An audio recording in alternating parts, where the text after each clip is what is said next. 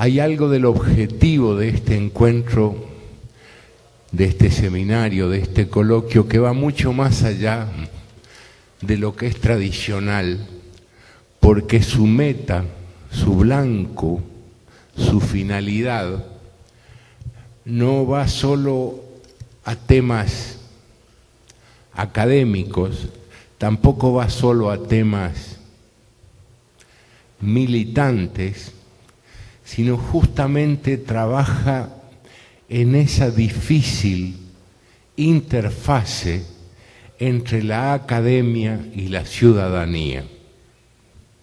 Porque justamente el tema de este coloquio es una pregunta imposible, porque nos vamos a ir esta noche no con menos dudas y con temas explicados de qué ciudad es Río, o qué pasa con la urbe del tercer milenio y de la degradación y derrumbe, que como decía María Teresa no es un fenómeno específico de Río, sino de todas las capitales, de todas las grandes ciudades de Latinoamérica y del hemisferio, este aumento de la inseguridad ciudadana. Y la función de la academia no es la de dar respuestas, que la función de las ciencias humanas hoy es, como decía Leibniz, la de explorar mundos posibles, la de abordar preguntas imposibles y generar algoritmos donde algo, si entre psicoanalistas, sociólogos, semiólogos, trabajadores sociales, maestros, ciudadanos, si todos como ciudadanos no complementamos nuestros saberes, sino que socializamos nuestras ignorancias para un saber que si no nos va a dar la felicidad y el poder, que eso fue la meta del iluminismo, por lo menos nos va a permitir hacer una resistencia, un combate ciudadano e impedir el derrumbe, la degradación que parece ser el gran tema de la exclusión social.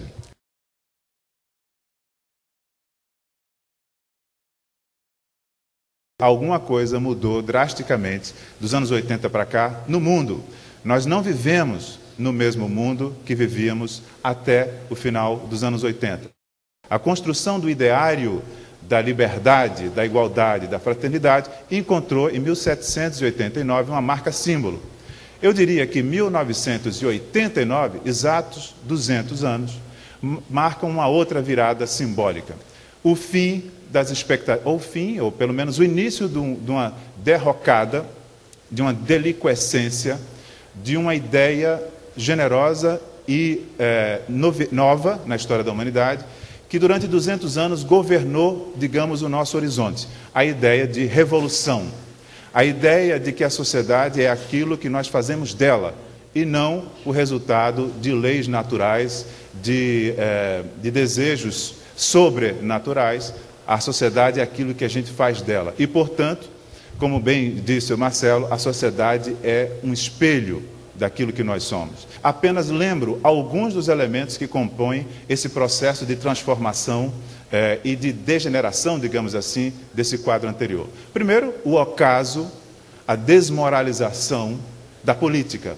Política no sentido forte, isto é, a ação comum dos indivíduos na construção de cenários futuros melhores e no empenho em construir uma sociedade melhor do que a presente para as nossas descendências. Essa ideia de política, hoje em dia, praticamente desapareceu do imaginário social, cedendo lugar à política como administração e luta por interesses particulares. Outro elemento importante junto a esse é uma espécie de endeusamento da economia, que perdeu o seu adjetivo política. Talvez não haja mais hoje nada no planeta que subsuma todos os indivíduos que não o mercado. En condiciones donde el hombre ya no está en las leyes que superan la necesidad, donde su tiempo vivencial interior no es la articulación de una memoria de su origen y de un proyecto para mañana, cuando este tríptico de la vida mental se rompe y se derrumba en un presente perpetuo de sobrevida, ahí las condiciones de ilegalidad y la noción de prójimo se derrumba.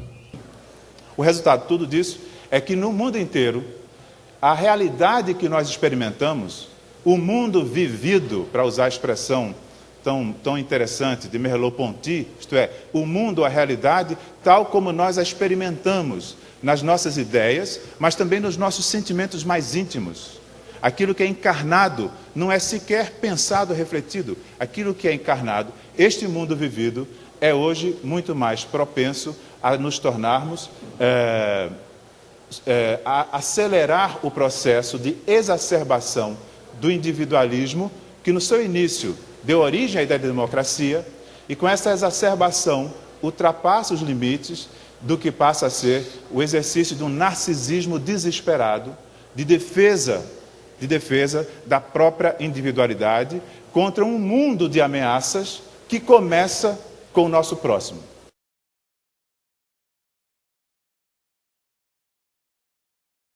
O Rio de Janeiro é uma cidade africana.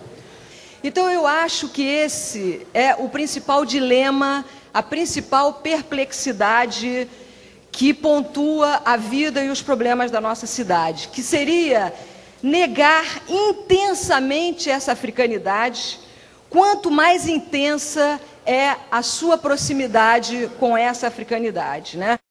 Então, a patologização dos africanos no Brasil, né, é o que conduz à demonização, à criminalização e à banalização do extermínio. Nós temos uma polícia que nasceu, não podemos esquecer isso, há quase 200 anos, quase no mesmo período, na época da imprensa, nasceu na cidade do Rio de Janeiro, oficialmente, para proteger o rei e não para servir o povo. A criminalização é que vai produzir uma leitura demonizante, exterminadora da conflitividade social que nos cercam.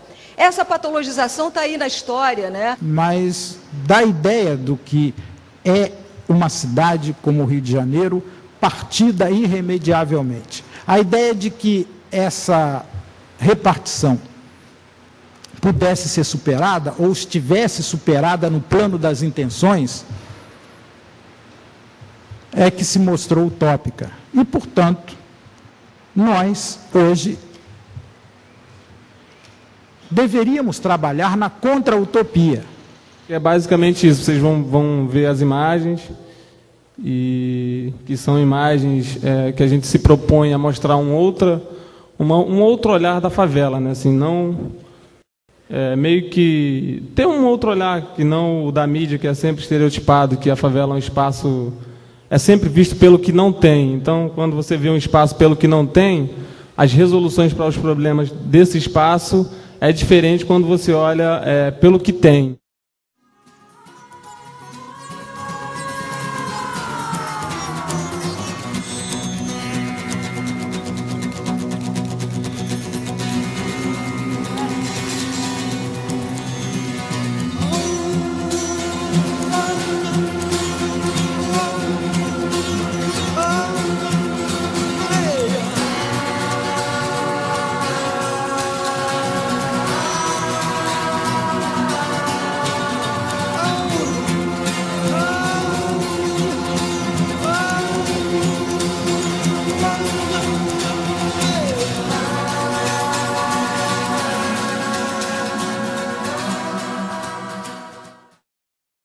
Aquela gente que foi para o subúrbio, há 1 ou 2 gerações atrás, ela foi atrás de um sonho de modernidade, um sonho de cidadania.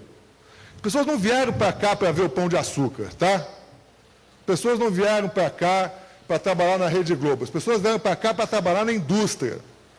Saíram do Nordeste, saíram da Espanha, saíram de Portugal e vieram para cá para ser operário. As pessoas foram para lá em busca de alguma coisa que existia e não existe mais. Não existe mais. foi feita uma promessa que naquele modelo ali existiria um lugar na modernidade para todos, e aquilo era uma história da carrochinha. Mas ninguém disse para as pessoas que isso aconteceu. E as pessoas vivem uma profunda crise de identidade.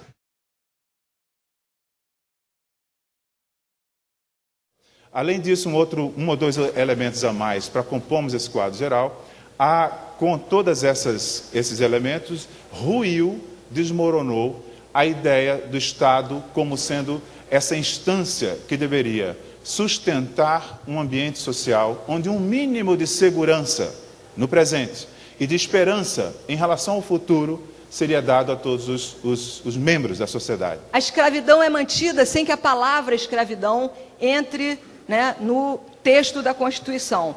Então, eu acho que tudo isso que a gente vê hoje está presente nesses paradoxos do século XIX, onde o escravo era coisa perante o ordenamento jurídico como um todo, mas ele era sujeito perante o sistema penal. Porque na nossa memória coletiva, histórica, nós estamos acostumados a ver o pelourinho em praça pública e os africanos serem espancados pelas ruas da cidade.